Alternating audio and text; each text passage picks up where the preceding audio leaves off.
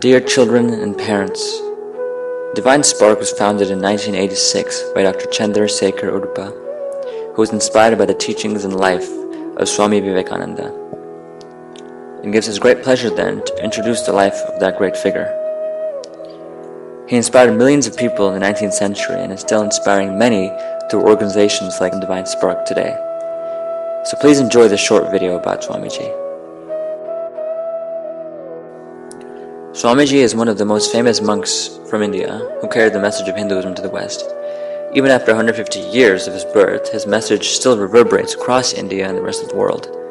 The world had an opportunity to see his greatness in the Parliament of Religions held in Chicago on September 11, 1893. As with many great people, Swamiji's life was short, but his impact was great. Swamiji's interpretation of religion was a universal experience of transcendent reality that is common to all humanity. He gave a new theory of ethics and a new principle of morality based on the intrinsic purity and oneness of the Atman. He brought about an overall unification of Hinduism on the basis of that principle of unity and diversity. Swamiji was also very good at meditating. Once, during a meditation contest, a snake showed up. Everyone got scared and ran away, but Swamiji stayed put, and a few minutes later the snake went away. When his parents asked why he didn't run away when he saw the snake, he said it was because he didn't even notice the snake. Here are a few facts about Swamiji's life.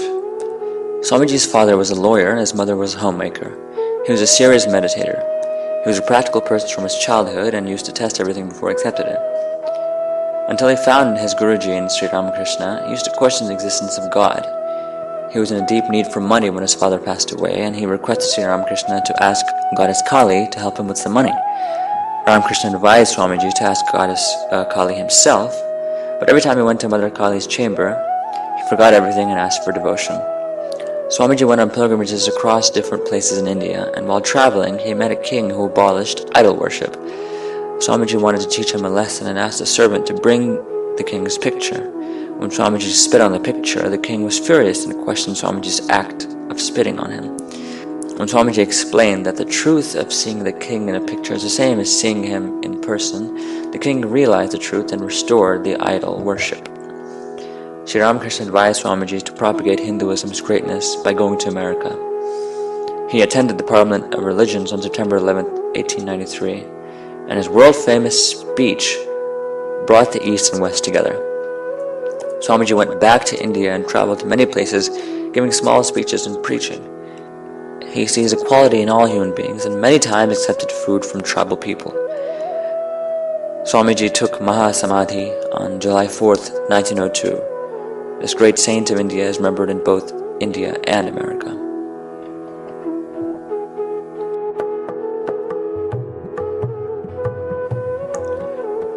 Now let's hear about Swamiji's own guru, Ramakrishna Paramahamsa.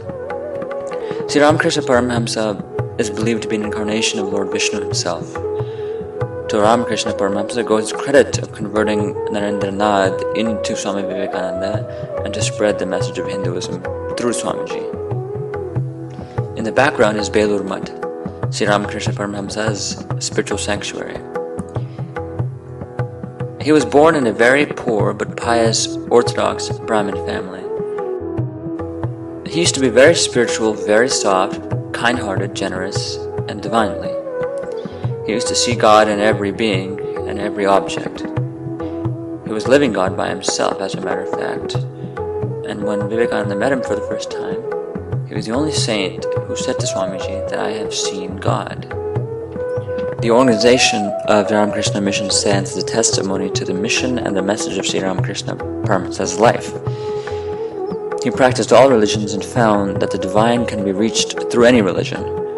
He used to convey complex spiritual ideas with very simple stories. Ramakrishna's father died in 1843 and the family responsibilities fell on his older brother Ramkumar. Ramakrishna moved to Calcutta in 1852 when Ramkumar was appointed as the priest of Dakshineshwar Kali temple. Ramakrishna was given the task of decorating the deity and then a priest's position in 1856 after his older brother's death. A mother once brought a small girl to see Sri Ramakrishna Paramahamsa and asked him to advise her not to eat too many sweets as they were bad for her. He smiled and asked the mother to come the following week. But when they did, he asked them to come the following week. 4 weeks passed just like this. But after the 4th week, he finally drew the child near and told her not to eat sweets anymore. The mother was surprised and wondered why he hadn't said so the first time.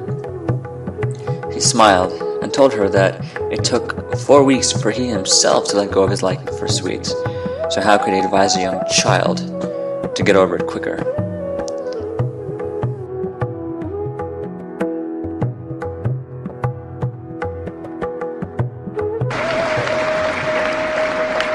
It's the diversity represented in this chamber today.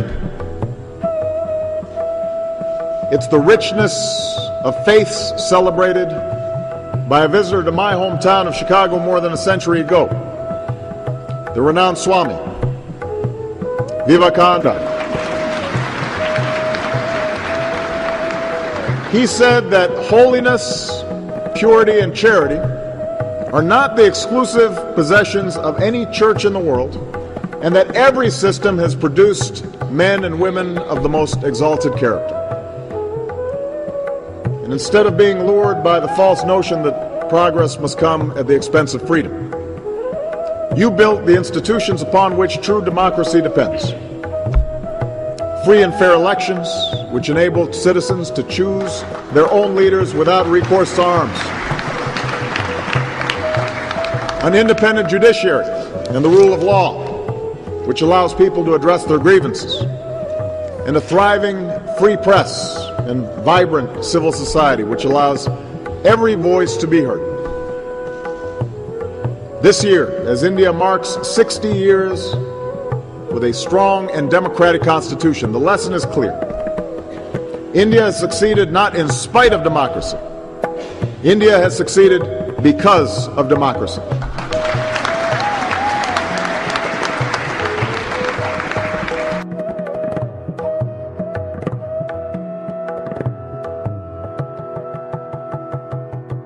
That means Jamsetji invites Swami Vivekananda to become the general, to be the captain of the Indian Institute of Science, for which he put the seeding in somewhere 1898.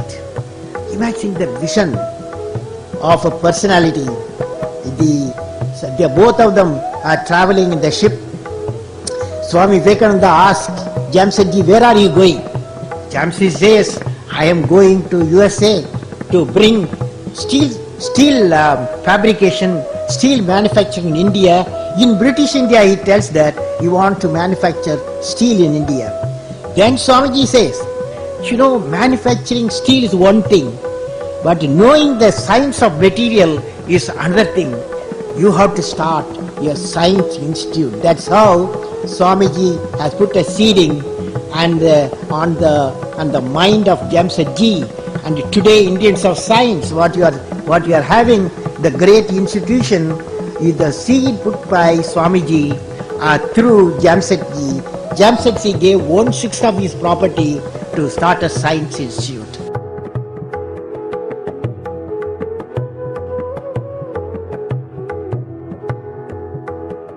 Swami Vivekananda was so entirely different from anything that we had known in America, that I had heard all my life, it seemed to me, of power and repose. And the first time I had seen it was in the presence of Swami Vivekananda. I went to the Vedanta house, and I sat on the front seat so that I wouldn't miss anything. And Swami entered by a side door. And immediately I knew that there was something extraordinary about him. He was very unassuming, very, very calm, and entered and took his place on the rostrum. But there was something about that presence that you couldn't take your eyes off of him, and he fascinated you. And he looked like a living Buddha. He looked entirely different from any personality that I'd ever seen. And then he rose to speak, and the voice was extraordinary. It was mellow, resonant, but of great purity. And as he spoke, veils just seemed to fall from your eyes, because he gave you an entirely different impression of personality. He gave you an entirely different impression as he was speaking of the relationship of the individual to the divinity.